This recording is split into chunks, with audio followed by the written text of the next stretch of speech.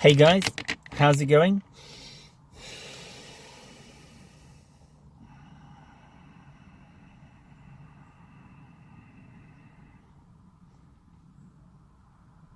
So I thought I'd talk a little bit about Roswell. So I was reading a book yesterday, and there was a line in the book, and it said, "All roads in ufology lead back to Roswell." So I thought that was a pretty cool statement. So Roswell was a very real incident, despite all the ridicule. And of course, this is how the military-industrial complex dumb down and keep people from investigating the UFO phenomenon.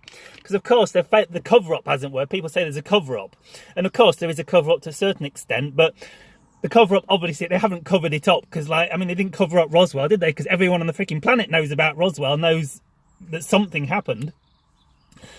So how they do cover it up is by ridicule. And so this is what's happened with Roswell. Roswell has also almost become like a laughing stock, like a joke, like oh yeah, little green men, Roswell. But Roswell was a very real incident. So what year was it? I don't know. Was it 1947? Something like that. It was something like that, 1947. So what happened in the Roswell incident was some ranchers. There was reports that the military had picked up radar sightings prior to what occurred.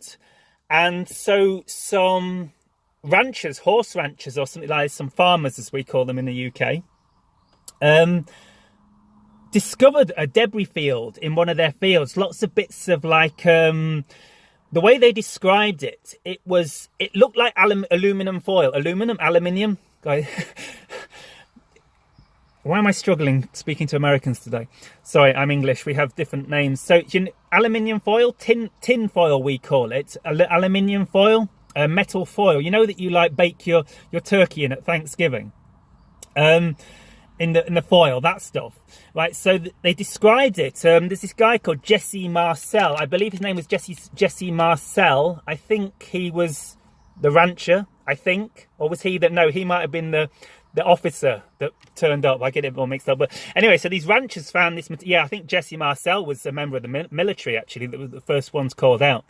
So anyway, they discovered this debris field just outside Roswell in New Mexico, which is near the Roswell Air Force Base, which was the first ever nuclear base. And that was the base that was responsible for dropping the nukes, dropping the A-bomb on Japan.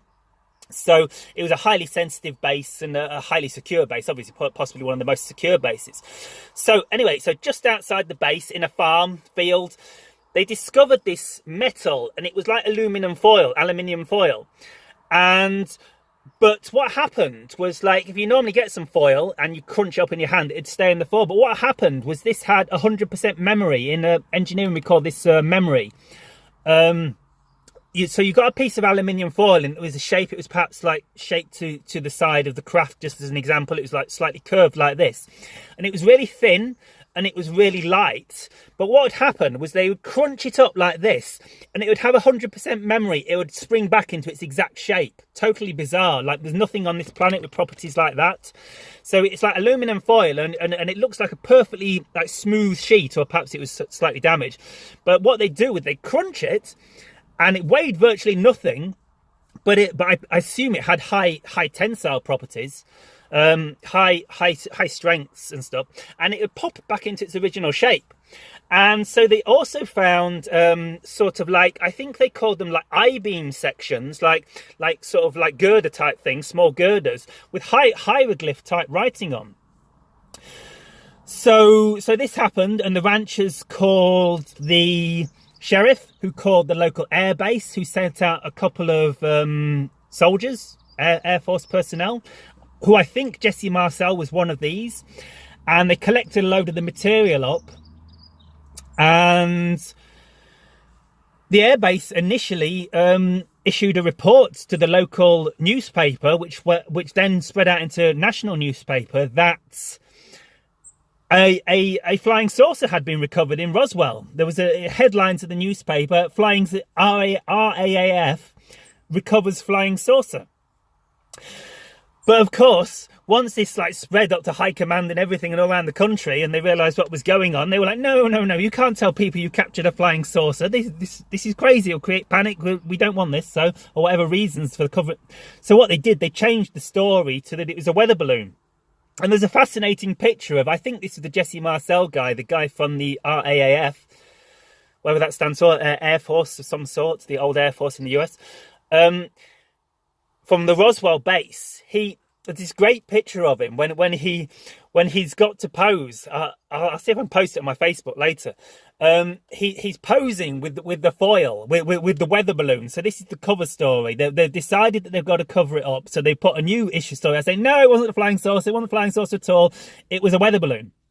So they got Jesse Marcel, I think this is the guy, Jesse Marcel, to pose for a photograph saying, oh no, look, here's the material we found. It was a weather balloon. It was a top secret research project monitoring the Russians or something like this. And here's the material. And it's just some weather balloon, look. And if you look at the look on the face of Jesse Marcel in that picture, it is hilarious, because he's like looking at, you can see he's looking at his commander, and he's basically saying, what the fuck, you for real?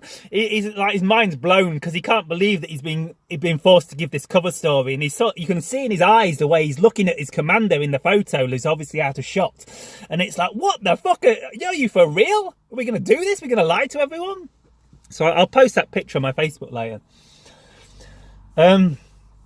Yeah, so what happened after that was they actually recovered, just on from the debris field, they actually recovered a disc with, I believe, 3 bodies and 1 live body. Greys, Zeta Greys, I believe, some sort of greys, possibly hybrids, but I think they were probably Zeta Greys. They're in flying saucers. That's what the Zetas fly, I believe. So there were Zeta Greys, like the forefathers of the Yahyel and the Sasani, like the ones that doing the abductions and creating the hybrid races.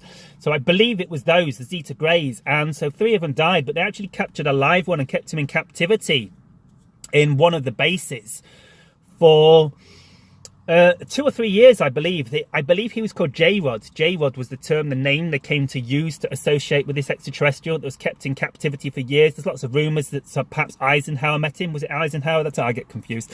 But yeah, so that's basically the story. So Roswell was very real. And